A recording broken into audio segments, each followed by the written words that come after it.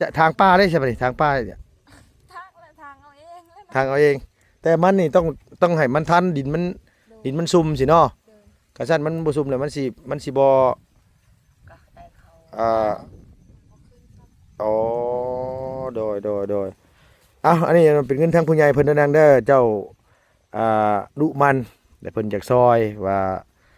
เห็นน้องเป็นคนซอยพ่อแม่เลี้ยงพ่อแม่แล้วก็เป็นคนดีนั่นแหละพี่น้องเอ้ยว่าง่ายซะเพิ่นเห็นแล้วเพิ่นแบบถึกสตาเพิ่นก็ฝากมาให้ใช้พอได้แบ่งเบาเหงื่อแห้งเฮาปลูกมันเนาะเอาขอบใจโดยนับมันก่อนนะบ่นับก็นับได้เนาะเดือเซียนเลย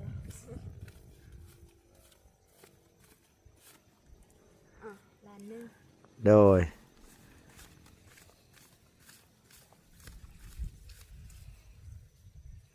โอ้อายะดีใจเลยนะยะเนาะดีใจปะยะ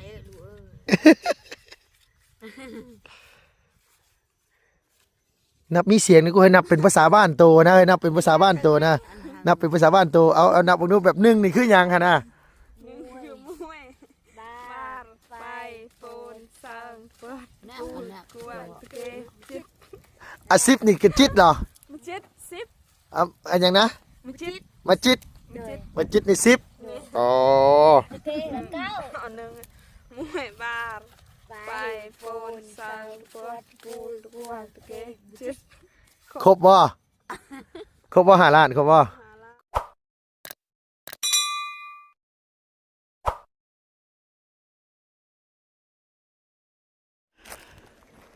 ไปพี่น้องเอ้ยตัวเพื่อสิย่างมาหอดเนาะพี่เนาะจนหอบแหกๆพี่น้องเอ้ยอันว่าลุงก็ได้โอ้มื้อนี้เพิ่นคือปลูกหลายๆแท้เพิ่นจ้างคนบ่นี่น่ะจ้างคนแน่ๆเลยพี่น้องเอ้ยมื้อนี้น่ะทางน้องกองมีกับแม่ตู้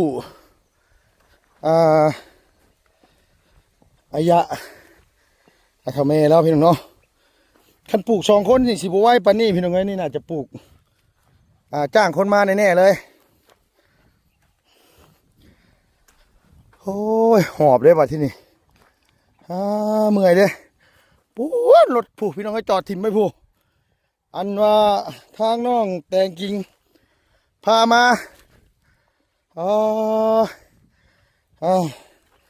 อีหลาแตงกิ่งเพิ่นว่าพามาหาหน้าสาวเพิ่นอยู่สวนมันเพิ่นว่าก็เลยมานำกันทั้งเขาบ่ยาวบ่บุญสารบ่บุญมันป้าพี่น้องได้ก็บ่บุญสารวันบ่ยาวบ่ตูนเพิ่นตามมาเนาะพี่เนาะบ่ทันฮอดซ้ำมันเฮ้ยปลูกผู้เดียวว่านางมื้อนี้หรือว่าปลูกจักคนอันนี้ไหนมื้อนี้นี่ไหนปอโตเฮ็ดแต่จักโมงเฮ้ยนี่คือไรไว้หลายๆแท้มื้อนี้น่ะแต่7 โมงปาโตสบายดีเลยล่ะเด้อโดยสบายดีพี่น้องเอ้ยเนาะบ่ได้ซื้อน้ำซื้อในมาให้น้องเพิ่นเลยฟ้าวมามื้อนี้มีของฝากเลยมื้อนี้น่ะให้บ่บุญสารวัตรฮะบ่อันว่าลุงให้บ่บุญสารวัตรนั่นซื้อกุ้งมาให้อีหล่าอยู่แต่ว่าเพิ่นลืมเพิ่นไปเซโปนมื้อนี้ฝากฝากบ่บุญสารวัตรซื้อแล้วบัดเพิ่นไปแล้วบัดลืมว่าซั่นว่าสิซื้อกุ้งมาฝากน้องเพิ่นพี่น้องเอ้ยอันว่าปลูกมันไม่เมื่อยเมื่อยยามมื้อแลงยังว่าได้กินกุ้งบ่แม่นแล้วซะนี่เนาะใส่เบิ่งใกล้ๆด้วยโอ้ยังอยู่เศร้าบัวสาวจังใดเราแต่งกิ่งเนาะเราแต่งกิ่งเนาะโอ้เป็นตายเมื่อยเถอะเด้นี่เด้ดูตนเด้โดยดูตนนี่ลีลายดีนี่นะบอกฮะบอกไผก็มาว่ามีแต่ตัวแล้วเนาะพี่น้องเนาะว่าสิมีข่าวดีข่าวใหญ่มาว่าให้น้องดีใจดอกจะว่านอนมารับซ้ำประจักษ์สุดท้ายแล้วก็ฟันสลายตัวจะเสื้ออะไรเด้อนางเด้อพวกยูทูบเบอร์นี่เด้อล่ะเด้อลุงสิบอกเจ้าหัน เนาะตะกี้เนาะ โดย เจ้าจะเชื่อก็ได้ เสื้อไอ้เบาจูนเนาะ โอ้ยแล้วทางเบาจันเพิ่นเว้าว่าเพิ่นฝันสิมีลุงตุ้ยๆผู้หนึงเพิ่นว่าท้องโซนๆสิมาเอารางวัลใหญ่ให้เจ้าเพิ่นว่าโอ้ยโดยดีใจหุ่มๆได้ทั้งนั้นน่ะเนาะ ใส่ผ้าผ้ากับมือแล้วทางมันยาก ทางมันยากก็เลยบ่ได้อันนี้เนาะ คือว่าไปทางนี้นะ นั่นเด้ตัวเสนอตัวต้นเรื่องก็ได้ลุงไปทางนั้นฮอดสวนนี่ลุงเอ้ยเพิ่นว่า เอ้าคิดบ่ฝันแล้วว่าเราไทยบ่ล่ะตัวนั้นไทยเนี่ย อ๋อเขาเจ้าถ่ายแล้ว เลย ส่วนนี้แล้ว สบายดีปะลุงยัง สวัสดีปะลุง โดยโอ้เจ้าต้องเว้าให้ว่าบุญสารวัตรเด้อว่าเจ้าฝันบ่แม่นว่าสิเว้าให้บ่อาจารย์ฝันบ่แม่นแล้วว่าสิเราว่าเราฟัน เราว่าเราฝันก็นั่นแหละจะว่าฝันบ่แม่นเด้เนาะโอ้พี่น้องเอ้ยจักโมงสิมื้อนางนี่นะจังได๋ก็สิมื้อแล้วโอ้ กายเลย ฮะ เดี๋ยวนี้ก็4 โมงกายแล้วบ่ 4 โมงกาย4 โมงกายคือ4 โมงหยังพี่น้อง4 โมงกายบ่เข้าใจ 4 โมงปลาย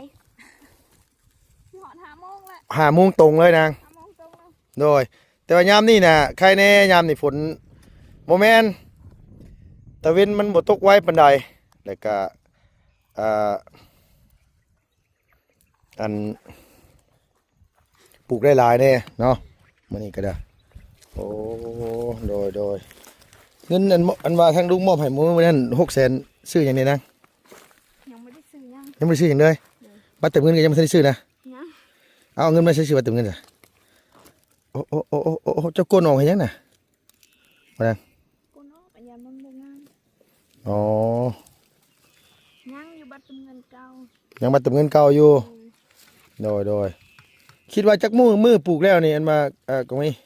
โอ้ยทำมา2 คนกว่า10 มื้อแล้วเนาะ อันนี้มึงแน่กระดาษมื้อนี้มื้อเดียวมึงแน่จนสิแล้วแหละ บอนทุพรนี่ปลูกเมื่อวานนี่ตอนแรง อ๋อ ทาง โดย การยังบ่ได้ปลูก ทั้งกลางก็ยังบ่ได้ปลูกบ่นาง ยัง ไล่ขึ้นพุ่นน่ะนะ ยังหมด โอ้โดยเจ็บแอวอยู่บ่ เจ็บแล้ว เจ็บแอวบ่บ่แท้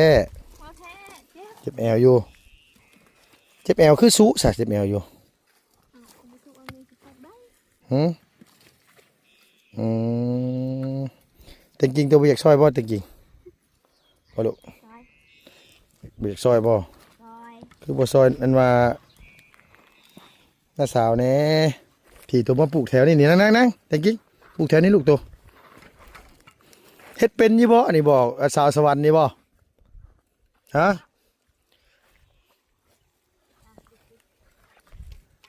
ฮะ บ่เข้าเลย วันหน้าสาวไปเสียบเอาอายะก็เสียบเอาโอ้โดยใส่ลำมันอยู่ใช่สันน่ะเป็นอยู่นี่ว่าผู้นี้น้อยนี่ก็ได้ ไก่เฮือนกาเนาะ ฮะอันนี้ก็ ไก่เฮือนกา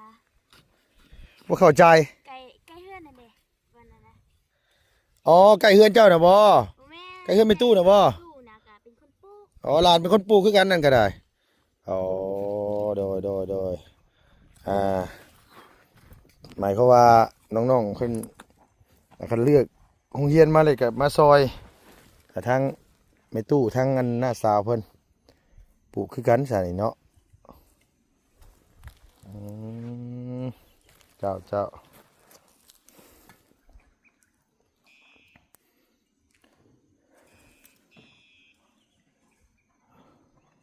บรรยากาศพี่น้องเอ้ยยามแรงๆอันนกกันห้องแซวอยู่โอ้เนาะนกห้องแซวอยู่กองมีตัวขึ้นหน้าบูดถ้ากองมีเมื่อยบ่ ใส่นาบู นั่นว่าเห็นว่าเมื่อยอะไรกันหน้าบูดแล้วบัดนี้แต่จริงๆนี่เฮ็ดสบายเลย มันแดดอันว่ายามตอนเที่ยงก็เอาผ้าปิดหน้าไว้ได้เนาะอันนี้มันค่ำๆเนี่ยเลยก็เลยมันปลดลงเนาะ เออโดย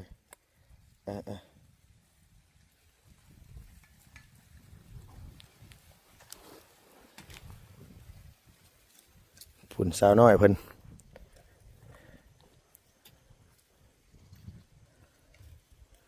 เอาเสียบสำนั้นก็ได้บ่ลูก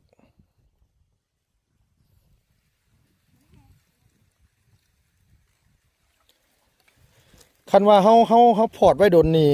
แล้วมันสิดินมันแห้งมันสิบ่ค่อยติดมันบ่ก็มีคันซ้ำนี่ยังน่าอยู่ซ้ำนี่เนาะ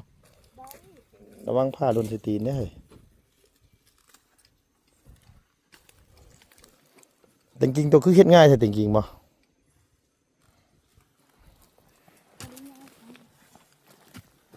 ง่ายอยู่เสียบเอาลงไปสวรรค์จักมื้อล่ะ4 มื้อโอ้พายไปรอซื้อไก่น้ำเจ้าน่ะอ๋อพ่อเจ้าไปซื้อน่ะคือไก่นี่ก็เจ้าตีออกหรือยังหรือว่าไก่บ่ทันได้ตีออกฮะไก่ยังตีอยู่เนาะไก่นุ่มแม่นบ่นะฮะไก่บ่ได้ตีเลยโอ้โดยลงไป4 มื้อ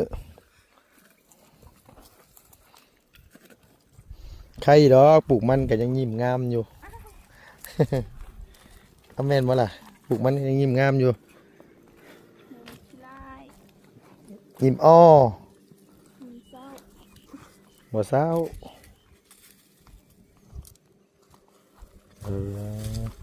คันปลูกแต่หน้าหนาวพุ่นนี่คือสิดีเนาะน้องเนาะ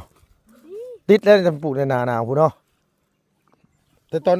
ปลูกแต่เดือน12งาม โอ้ปลูกช่วงเดือน12น่ะงามเนาะโอ้โดยยามนั้นเนี่ยเฮาสิก้นจังได๋ซะยามนั้นมันมีอันว่าอันนี้ลำมันนี่สิเอามาแต่ไสสนองอ้าวเก็บไว้ข้ามปีนี่บ่แม่ โอ้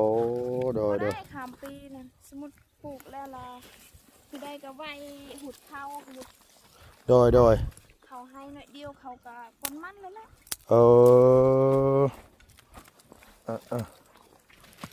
เขาให้น้อยเดียวก็คันเพิ่นแล้วก่อนกับเพิ่นปลูกก่อนเนาะแต่ก็ถือว่าไวแต่ได้พี่น้องไอ้น้องเพิ่นปลูกอ่ะบ่นางส่วนปลูกแล้วนี่คือยามเสียหญ้าก็คือมาเสียตลอดจนแล้วปีนึงจักเทื่อเสียหญ้า3ปีละ3 เทื่อโดยเอาเนาะ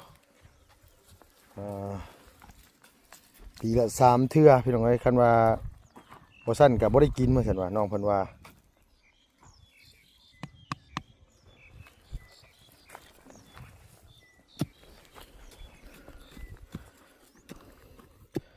มื้อนี้บ่ได้ไปโรงเรียนมาซอยนะสาวปลูกมันบ่นางแต่จริงมาซอยเนาะโดย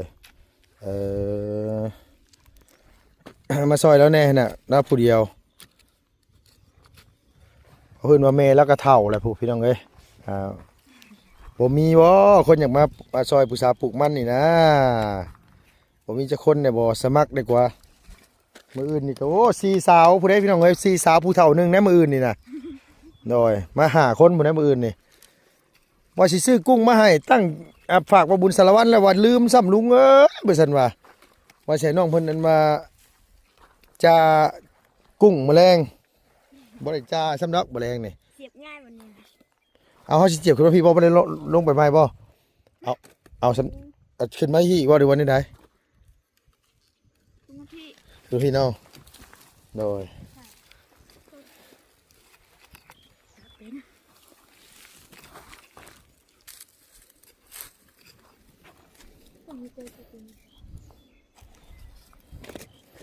ลำมันนี่ภายนางตัดละตัดตอนเที่ยงเอาลงก็ได้โอ้ยดอ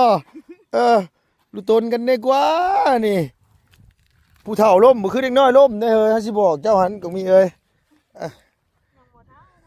เฒ่าแล้วเฒ่านี่เพิ่นเอิ้นมายังนางอันมาบ้านตัวละฮะเฒ่าคือกันบ่แม่นบ่ คันเด็กน้อยดิซะ กระแนน กระเด็นเด็กน้อยในกระเด็นซ้ำอีหลาในกระเด็นนี่บ่ซ้ำนี่เนี่ยผู้สาวได้ใช่ละฮะตะเมิน กระเมาก ระมุนเอาผู้สาวนี่กระมุนโอ้ผู้สาวอลึเอาไปแม่นกระมุนอลึ สาวงามไร โอ้หน่อย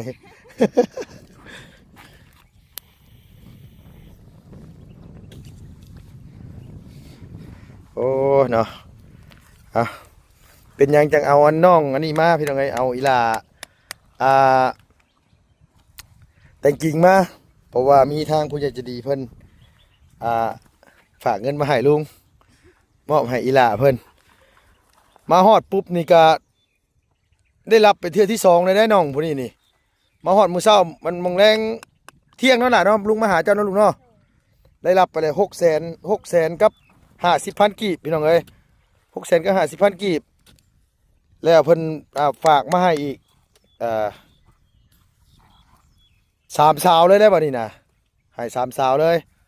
พอ4กับบ่4ก็ยังเว้าอยู่โอ้ยเนาะโดยมา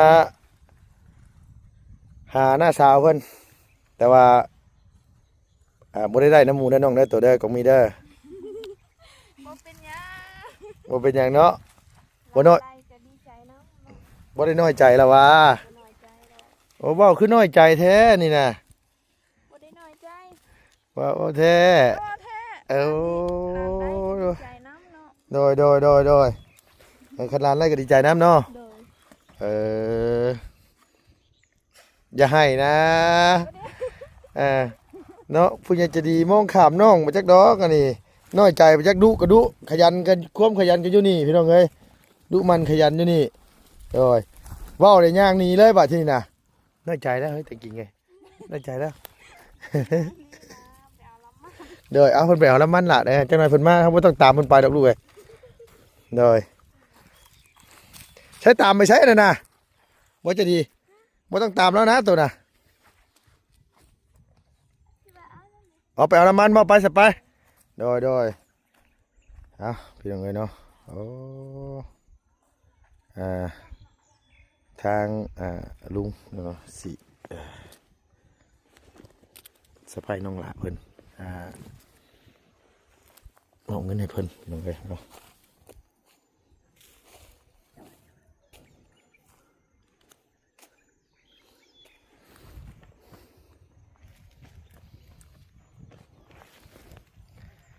ให้น้อง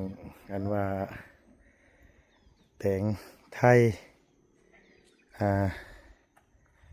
อีลาปลูกคู่นั่นลูกล่ะปลูกคู่นั่นโดย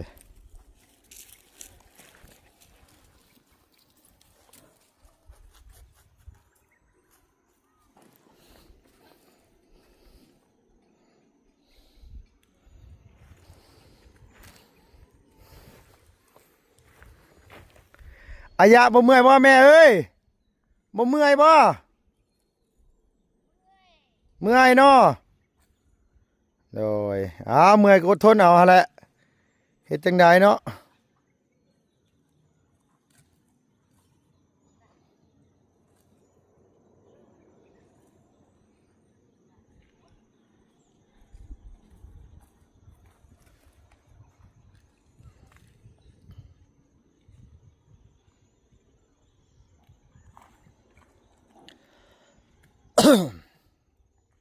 ดุดีรอได้พี่น้องเอ้ยเนาะผู้สาวแบบบ้านๆเลยแบบผู้สาวแบบไปเล่นไปเที่ยวไปนู่นไปนี่ก็บ่เคยไปนะบ่ได้ไปหันไปนี่ได้นี่นะน้องเพิ่นก็ดุมันพี่น้องเอ้ยซอยแม่ปลูกซอยแม่ซอยพ่อเฮ็ดเวียกเฮ็ดงานมีแต่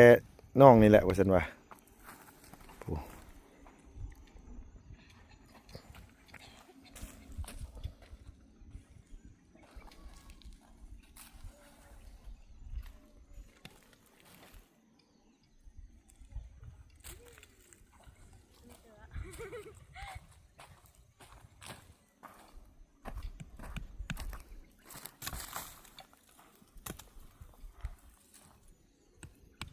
อันนี้กระดุแท้ๆได้นี่ซอยพ่อซอยแม่อันว่าเขือไก่เขือกาซอยน้าสาวน้าเบาเฮ็ดเวียกหยังก็เป็นแล้วว่าแต่งจริงตัวละลูกเฮ็ดได้เบ่ล่ะเฮ็ดหยังได้เป็นนะเฮ็ดหยังได้เป็นกดมันได้ซะเป็นบ่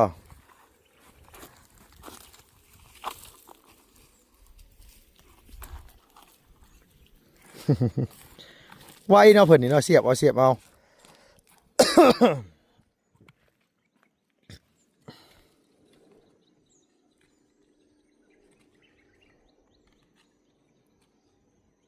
เมื่อยบ่เมื่อยโยเป็นไผกับเมื่อยคือกันแล้วเนี่ยปลูกมันไว้ตากแดดตากละหน้าดำค่ำเครียดไผสิบ่เมื่อยปลูกแต่จริงนี่เล่นเอานะแต่จริงนี่ปลูกนี่เสียบเอากล้ามใหญ่นะหลานกล้ามใหญ่นะเฮ้ยกล้ามใหญ่บ่งามบ่เพิ่นอันว่าน้าสาวจะถามเราว่าบ่งามบ่งามหยังสิบ่งามอ๋อคือเก่า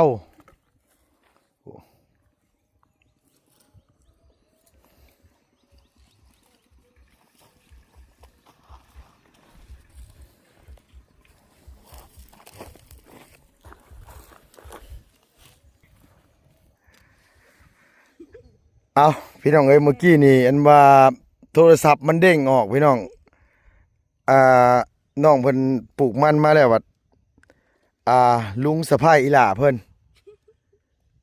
มันสิสะพ้ายบ่เฮ้ยบัดนี้บ่มันก็เนาะ วันนี้แล้วนี่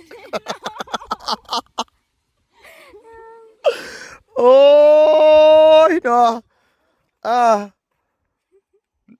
โทรศัพท์มันเด้งออกพี่น้องเอ้ยตั้งใจไว้อันว่าตอนน้องซับเงินเมื่อกี้นึกว่ามันสิขาดไป3-4 ใบบ่ได้เมื่อกี้นี่ตุบโลดแล้วเบิ่งโทรศัพท์บัดบ่ได้ถ่ายคลิปโอ้โหเนาะโอ้ยพี่น้องเอ้ยเนาะเมื่อยติเด้อเนาะนางเนาะเอาเบิดกะยังนี่เมื่อยซะเนาะล่ะเนาะเมื่อยแฮงบ่เฮ้ยเมื่อยแฮงก็ยังคายอยู่ยังหัวออกอยู่เนาะโดยเอาคันเมื่อยแฮงก็ผู้และผู้ไปนั่งน้ำอายะผู้เด้อปลูกแล้วๆนะเด้อทางอันว่าลุงพี่น้องเนาะตอนแรกว่าสิสะพายน้องเพิ่นแหละเมื่อกี้นี่เตรียมกันก็ไว้กับน้องแต่งกิ่งเรียบร้อยพี่น้องเอ้ยว่าสิสะพายแล้วน้องเพิ่นฮู้โตก่อนฮู้โตแล้วหลายมื้อแล้วไปจักอันนี้บ่นะฮะบ่ฮู้บ่ฮู้แล้วล่ะลุงฮู้แล้วล่ะเจ้าฮู้แน่ๆแหละเบิ่งทรงแบบว่าเห็นหน้าลุงนี่แบบบ่ตื่นเต้นหยังเลยนะแบบหยังเลยนะเนาะสงสัยเบิ่งน้ำคลิปแล้วไปจักเนาะลุงเตรียมกับอันว่าน้องจะดีกับอันว่าน้องเรียนเมื่อวานนี่ว่าลุงสิสะพายเจ้าวางแผนกันไว้แล้วบ่ได้มาเมื่อวานนี่พี่น้องไปงานแต่งก็เลยบ่ได้มาว่าสิว่าสะพายน้องเพิ่นตั้งแต่เมื่อวานเลยแหละ คันว่าบ่ฮู้ก็ไปซับเงินจนแห้งปานนั้น โอ้ยเนาะพี่น้องเอ้ยมีแต่ว่าทางไอ้เนี่ยจะดีพี่น้องไอ้หักลุงนี่แหละเพิ่นเห็นน้องดุมันเห็นน้องขยันก็เลยฝากเงินมาฝากมาให้อีหลาเพิ่นนี่แหละเดี๋ยวให้เพิ่นนั้นว่าผูกมันเบิดนี่ก่อนเดี๋ยวลงไปผู้แหละนั่งน้ำกันก็อายะผู้แหละ3 สาวพี่น้องเอ้ยสาวอย่างนั้นสาวน้อยนี่คือน้อยนี่เพิ่นว่าอย่างนะมือเก็ตผู้สาวได้ซะสมมูลผู้เฒ่าได้ลูกผู้เฒ่าคือกันเนาะเอา2 สาวกับผู้เฒ่า1พี่น้องเอ้ยพอดีว่ามากับ อีหล่าแต่งกิ่งก็เลยสิมามอบเงินให้น้องเพิ่นนะพี่น้องตอนแรกก็ว่าสิให้เพิ่นสะพายสะเพิ่นแหละตัวเองสะเพ้าเองพี่น้องเอ้ยเนาะโทรศัพท์เด้งออกบ่เห็นมาโทรศัพท์เด้งออกโอ้ยไปนั่งไปพุ่นไปเอาหมวกออกหน่อยเด้อโดยมันคำแน่บ่แม่นหยังดอกมันคำเนี่ยให้ทั้ง พี่ทั้งน้อง FC ห็นหน้าเห็นตาแน่ฮะอันนี้ก็ทางนั่งอยู่หันก่อนอายะเอ้ยนั่งอยู่หันก่อนไปนั่งอยู่พุ่นแหละข้างปลากล้วยพุ่นแหละเฮา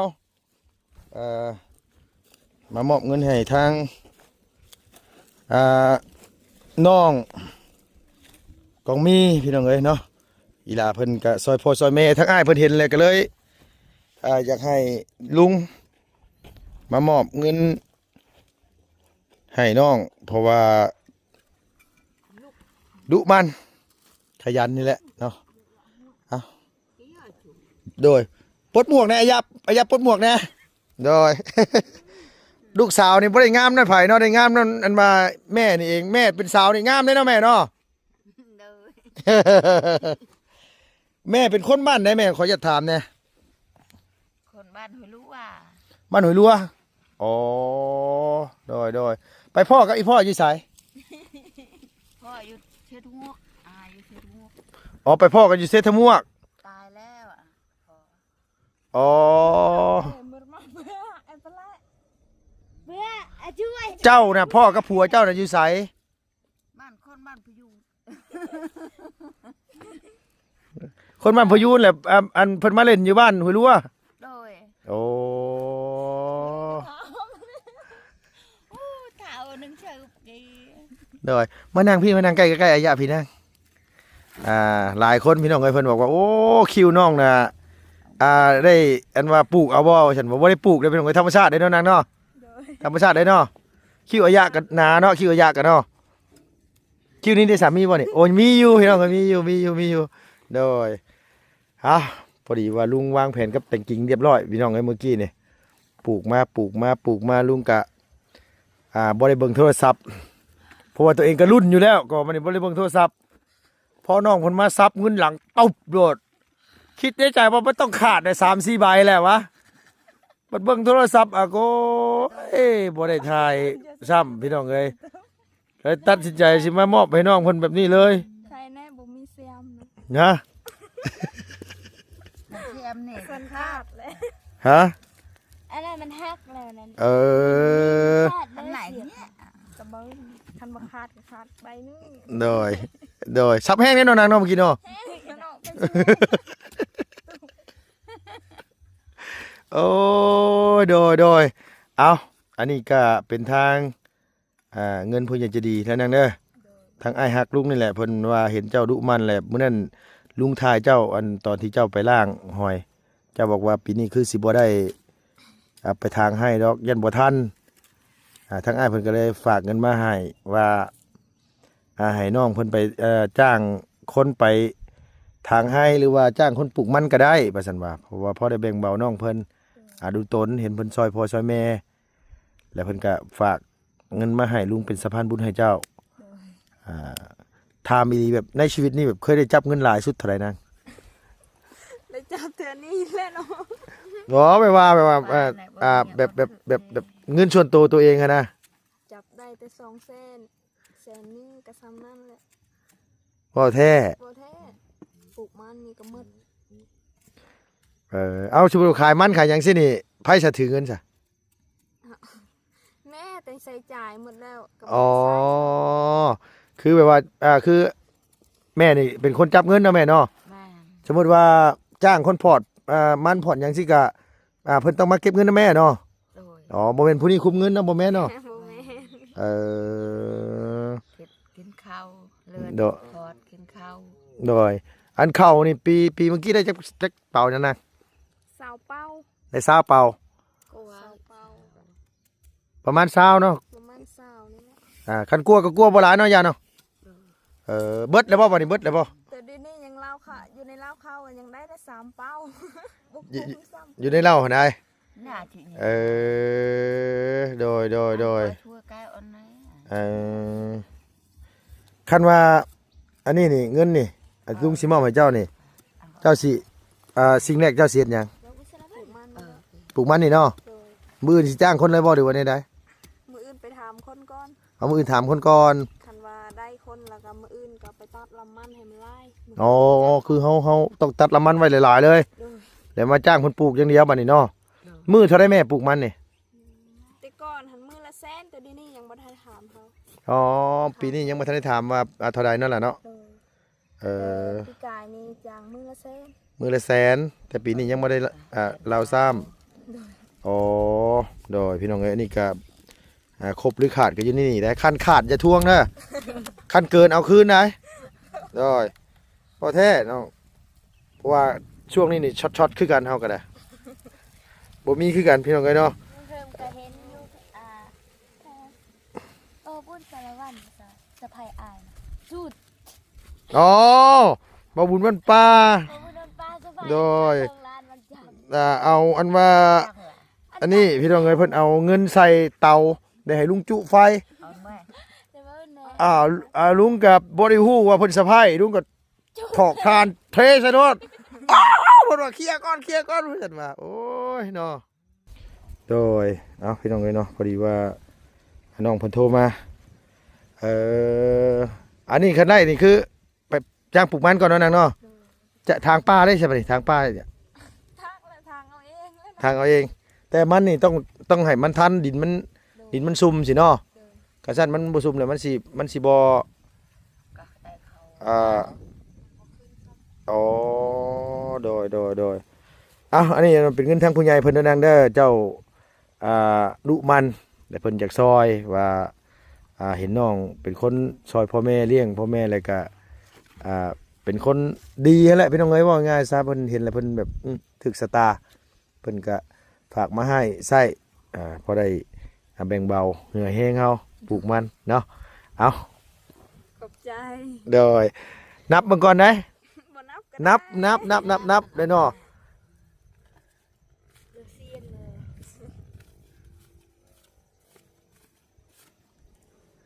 ล้านหนึง โดย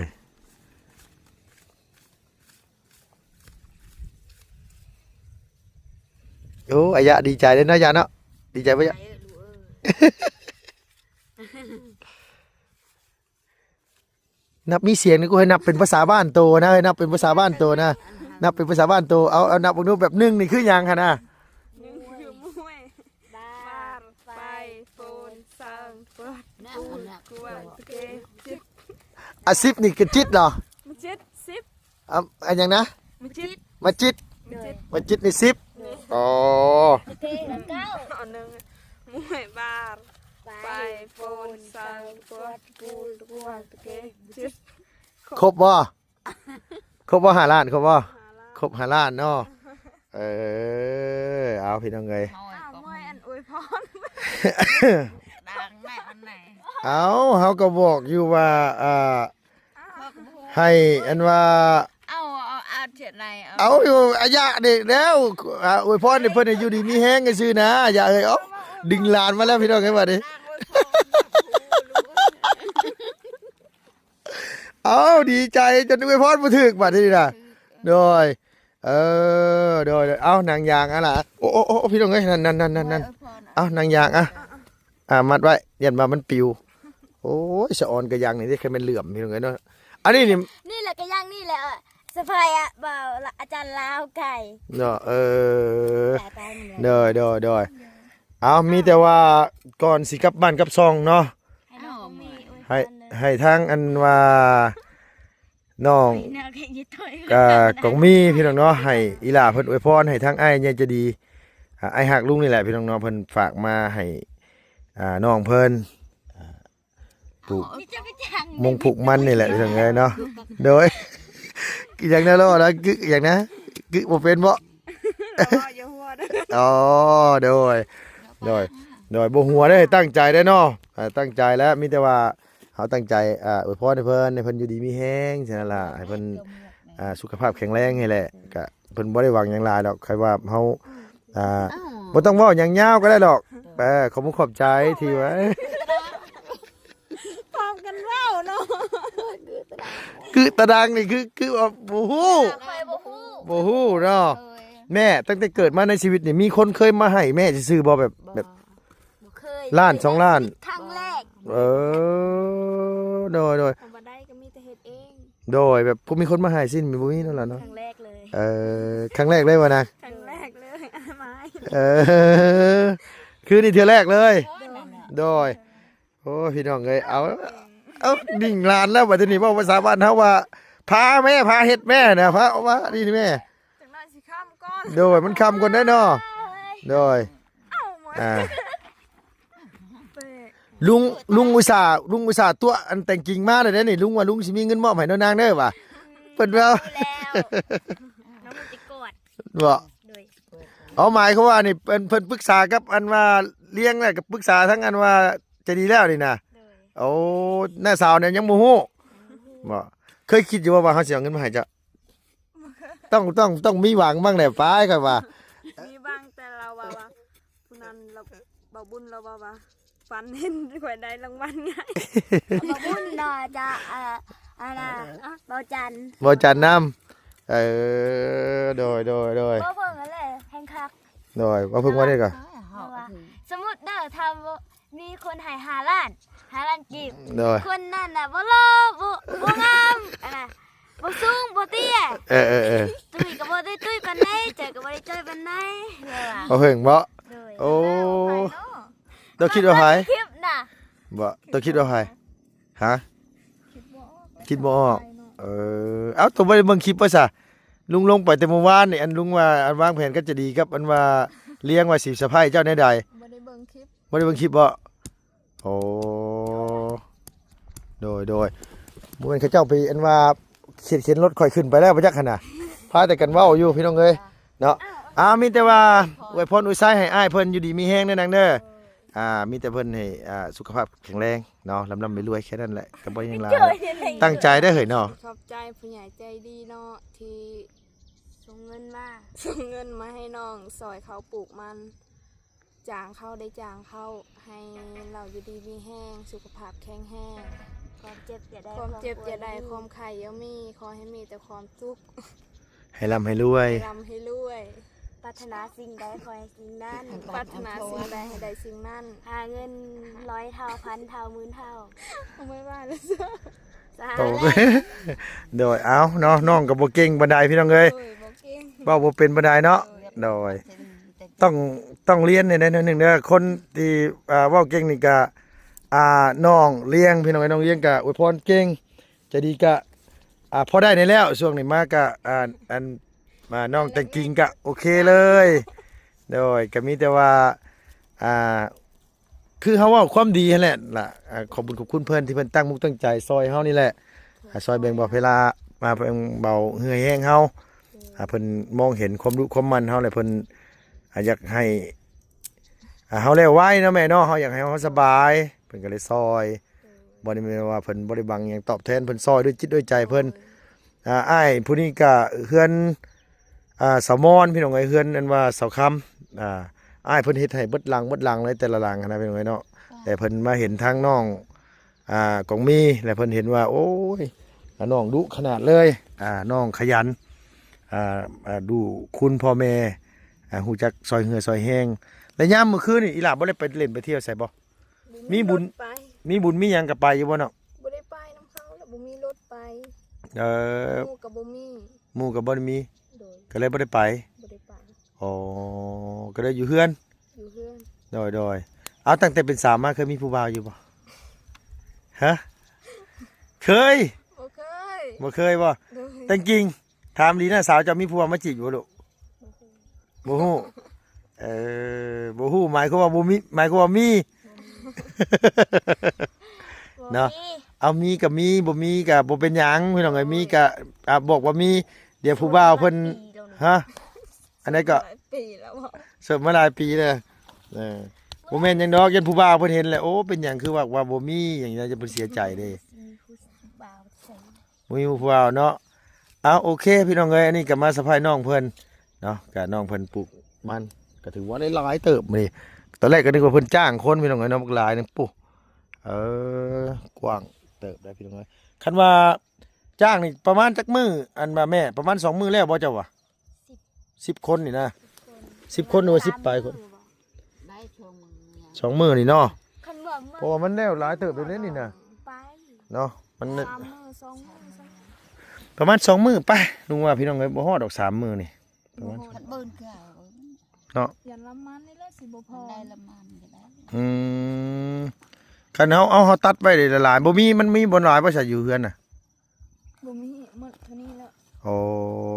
โดยเอ้ามีแต่ว่าตามนั่นแหละสนะเนาะดีใจบ่นาง ดีใจแล้ว อันนี้เทื่อแรกเลยเด้เนาะ เทอแรก เทื่อแรกแบบว่าได้จับเงินหลายที่เพิ่นมอบให้นี่เนาะ ซับเงินจนแห้ง น้องเพิ่นลุงอยากให้พี่น้องเห็นพี่น้องไอ้ตอนที่เพิ่นซับเงินน่ะ พังกับพังบ่ได้เห็นอยู่เนี่ยเงินน่ะ โดย บัดนี้พังคืน น้องแต่งกิ่งฟังคืนพี่น้องเอ้ยเนาะเพิ่นซับหลังตุบโดดโอ้ยคิดว่าประมาณ3ใบ4ใบขาดคิดในใจว่านะโดยตอนนั้นมาถ่ายบ่ได้พี่น้องเอ้ยอันมาลุงมาสต็อปไว้โอ้ยก็เลยบ่ได้สะพายเลย นี่น่ะคือจำแล้ววันไหนได้ประคือจำแล้วอนาตะวันไหนแล้ววันไหนพระ โดยโอเคสละเอาขอบคุณใจหลายๆเด้อฉันเด้อน้องเด้อสู้ๆโดยโอเคแล้วอย่าเด้อแม่เด้อสบายดีเด้อฉันเด้อโดยสบายดีเด้อน้องเด้อโดยบ่ได้เสียใจแล้วว่าลุงเว้า ลุงก็ให้เนาะลุงก็ให้ล้านเลย600,000 โดย ดีใจเด้บัดนี้ ดีใจบ่ ดีใจแล้วเด้ ก็ดีใจน้ำสาวคือกัน โอ้อันนี้บ่เขาเอิ้นว่ามาน้ำหลังแซงทางโค้งเลยเนาะล้านๆเก็บมื้อละ500,000 600,000จะได้เงิน 2-3 ล้านเพิ่นมาบาทเดียว5ล้านเลยพี่น้องเอ้ยโอ้ มันแล้วนี่ 5ล้านกว่าเลยแล้วนี่มื้อนั้นก็ได้อัน650,000มื้อนี้ก็ได้5ล้านเนาะ ใจเด้ โดยโอ้เก่ง ปลูกมันแล้วนี่ ฮะเก่งพี่น้องเอ้ยเนาะ อายแบบว่าเสียแล้วเด้อเนาะ โดยเจ้ามือน้ำหน้าสาวพี่บ่หรือเจ้าสิมือน้ำ จู ลุง แล้วนะอัน ไม่เหมือนน้ำ ไปน้องเอ้ยโดยเอาโอเคล่ะบ๊ายบาย โดย